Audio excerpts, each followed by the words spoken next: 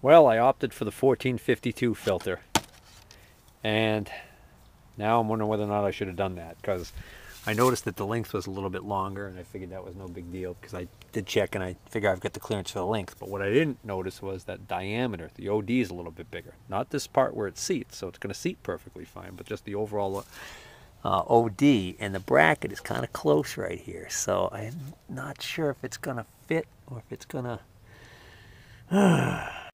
No, that fits no problem. I even got it already started, but I want to get a little bit of oil on the gasket.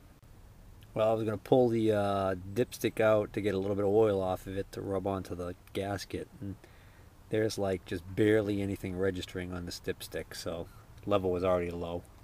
Alright, I just put a little engine oil on that gasket, and now the instructions say not to rotate it more than 1/2 turn after the gasket makes contact. So I've already probably given it about a 1/4 of a turn, maybe a little less. So I should be able to get this thing fully tightened just by getting my hand in here, hopefully.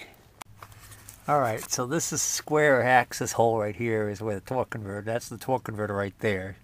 So that's where that fitting should be to drain the torque converter, but you have to rotate the engine till it's showing up in this opening right here.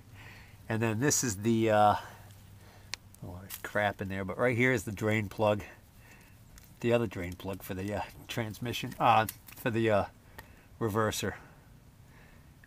So I want to open this one up and open this one up and drain what little fluid is left in there out. But I'm short on time today, so I think I'm going to quit right here.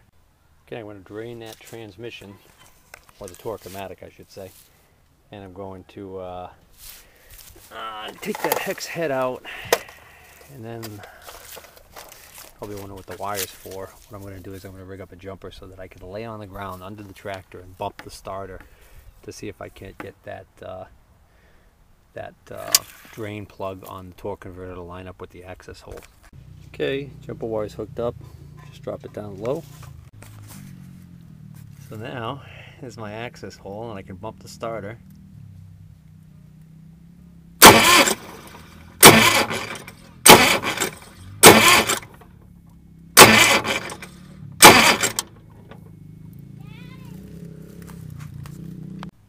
It's like playing with a slot machine. Trying to hit it right on is kind of tough because it gets to the top of a compression stroke, and when you let off the starter it rolls back because of the compression in the cylinder pushing the piston back down. So I got it really close. I've got it so I can feel that. I saw it go by and I could feel it with my finger right here. So if I back it up just a little bit, it'll be perfect. It'll be in perfect position. So I'm going to see if I can't get a big monkey wrench on there, on that joint up there in the front of the crankshaft. Is that universal joint that goes over to the hydraulic pump. I'm going to see if I can't get on that. Alright, I was able to use my monkey wrench and grab onto the universal joint there just enough, and I just rotated it a little bit. Let's take a look and see if that was enough. Yeah, it looks pretty good. I could see it there. You know, I'm just going to do it a hair more to center it in the opening. Alright, looks good to me. So it doesn't recommend any particular order to drain these in, so I'm going to do the torque converter first. Got my 5-gallon waste oil pail all set up with a funnel, and it's the perfect height for this job. And there we go. At least it's not that horrible looking, this fluid. Oh, it was about 5 minutes ago that I opened that up, if not more, and it's still draining, so this might take a little while. I took a walk back to the house and got this little sucker.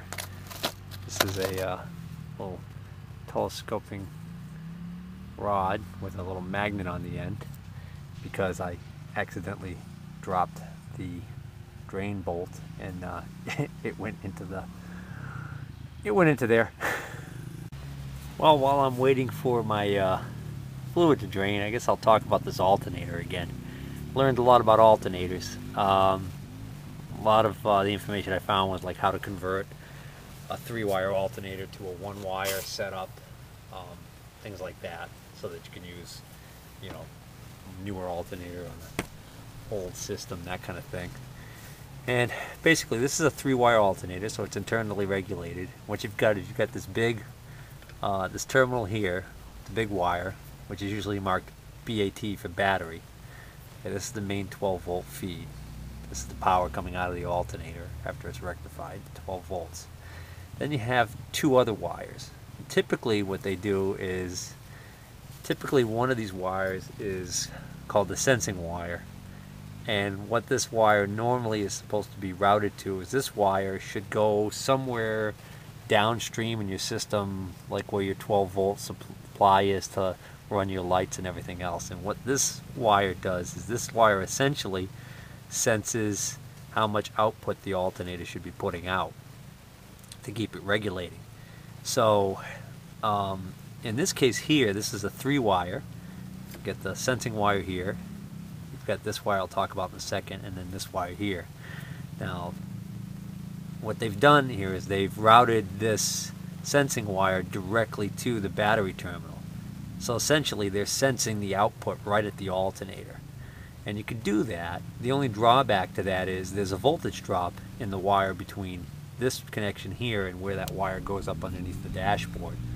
So the sensing wire not being routed all the way to the back and picking up that sensing voltage back there means that this alternator is not compensating for the voltage drop. So you end up with an output at where your lights and your horn and all that stuff is, that's, you know, could be a volt or two lower than what you want. So that's the drawback to doing that. So I think I'm going to route the sensing wire up to the dashboard where it should be. I mean, I've got extra conductors here in this wire loom to do that. Right here there's one cut off, so I could use that one and that would work just fine. That being said, I'll talk about now the other wire. The other wire, typically a wire that goes to what they would call the idiot light or the charge light on the dashboard. And typically in most circuits, that circuit will also involve what they call a resistive wire, which is a wire that has a normal amount of resistance to it. From what I've read, you can sub that out with like a 30 or 35 ohm wire wound resistor that you can get at Radio Shack, but you just have to be careful when you're wiring it, because you know you might have a situation where you've got bare wire on that resistor that could arc to something, cause a fire under a dash, that kind of thing. But anyways, this is important because if this circuit's not hooked up, what happens is the alternator will not start putting out voltage until the RPMs are pretty high. Now, in a car, like a street rod or something like that, that's not really that critical. But say you started the engine and you wanted this alternator to start putting out voltage right away, and it's idling. Especially with a tractor, that idle speed's not going to be very high. Well, if you don't have this hooked up, that's not going to happen. But if you hook this up properly to some sort of a dash light with the resistive wire, what that'll do is that will cause the alternator to self-excite, I believe is the term. But basically they call it excite. Don't ask me why. I think that goes back to the old generator days. So that's why that's important. And in my setup here, I found this wire is going nowhere and this wire is going right over here. So this alternator would probably put out voltage, but not until we rev the RPMs up pretty high, and then it would start charging. So I'm going to rewire this in a way that I think is going to work better. And then this voltage regulator is left over from either an old style alternator that needed an external voltage regulator, or a generator that was mounted here. I think this tractor originally had an alternator, but I think it was an old style alternator that didn't have internal internal regulation, as opposed to this one.